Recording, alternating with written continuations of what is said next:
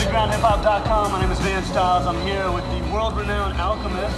Thank you very much for coming through. Anytime. What went into creating the Alchemist? What was your life like when you were growing up? You know, where were you living at, and what was your family life like? I grew up in Beverly Hills. You know what I mean? A lot of people, they hear music and they're like, because I work a lot with Mobb Deep, and they're just like, yo, you live in Queensbridge or you're from here or there. But I mean, you know, I grew up. I went to Beverly Hills schools when I was young. You know, living in the West LA environment where it was heavily inspired by rap music. You know, like I'd like to say one of the first generations that rap invaded America. Like when you saw a kid like me, you know, like 9, 10 years old, reciting hip-hop lines at home, me and my brother, like at the dinner table and shit, just like basically being raised off of rap music. And this is not the hood no more. You know, this is when rap music invaded, you know, Run DMC, the Beastie Boys, and that invaded mid-America and places like Beverly Hills. You could see that we were the first. Now you have kids everywhere now. We became the market, you know, of rap music. That's how rap started really selling when it got to the whole world.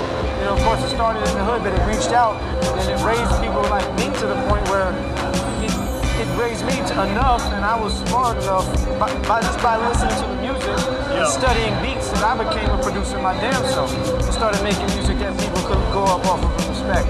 Even working with artists like Mobb Deep or Cypress Hill, you know, so it was like, you know, it wasn't about where I was from, it was about what I brought to the table creatively.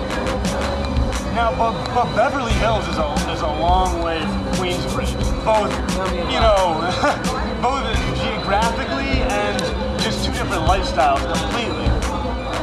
How was it when you first started working with Mobb Deep, which are like some hard cats from the hood?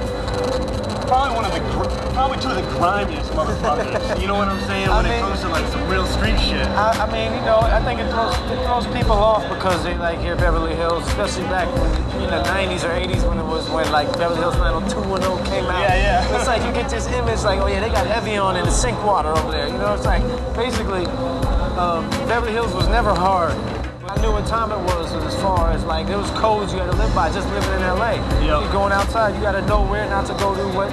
You just grew in a gang environment, which was Los Angeles, all of it. We didn't always stay in Beverly Hills, so you kinda had to be aware and be a little street smart.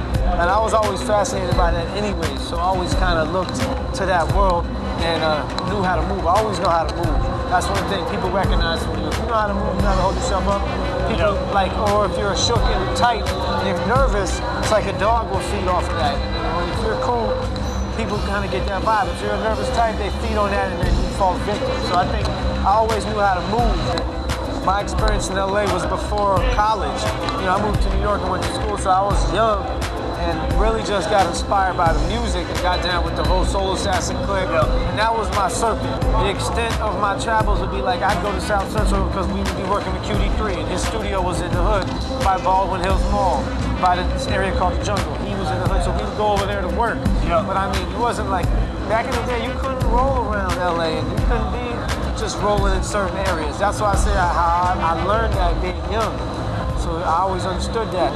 So what happened during that time period when you were commuting down to South Central, working with Soul Assassins, between then to going to New York, going to school, and doing what you did after that? What was the difference? What was the major difference? It really wasn't a difference. It was just that New York was always a dream for me. So it's like LA. I had, you know, done what I did with Soul Assassins. You know what I'm saying? And you know, the whole Cypress crew. Then when I moved to New York, it was like I could start over and build up as a producer because I wasn't making beats at first, I was rapping. So once I got to New York, it was like an opportunity for me to just build. It was just open season, shit was moving fast, everybody was working. I was, Muggs helped me out and got me in a couple circles. DJ Premier also helped me out. Were they major influences then? Very much. I mean, I'm like a sponge. As I grew up, I just studied from all the great producers. And that's how I developed my style. And what made you decide that you want to start doing beats as opposed to, you know, you said you started off, you know, as a MC? It was just like another way to express myself. Plus, I always had an ear for beats. I can't like, even when we first were the Whooligans, I would pick the beats out. I would build with T-Ray a lot, and Baker Boys, and Lethal, and Ralph M. all original Soul Assassin producers, and they would kind of peep game that, okay, he's inclined to this production thing. I would ask a lot of questions. I would sit and see how they would go through the grooves and look at the record to see where like the groove would break. Show me which records, like, oh look, show me which instruments was dope on certain records, what years were good, incredible people. So I nurtured that. Specifically from Muggs or Preemo, are there certain stylistic things you took with them that you could speak on right now that like you know this definitely was an influence from DJ Premier, or Muggs gave you this? All of them. I mean, I could name so many names, but I think DJ Premier definitely was like the height to me. It was like basically anything he could produce, that was what a beat was supposed to sound like. That's the way the sample was supposed to be chopped. That's how the drum was supposed to snare. That was what we aimed for. I say we, it was like me, Evidence, our whole crew growing up. And I was still down with the Soul Assassin camp, working underneath Muggs, but who was also an influence. That was like my big brother. And he taught me a lot about how to like produce a song and not just make a beat. You know what I mean? And make sure the artist says the right rhymes, or just all the tying the string of a record and make it a record and not just a rap.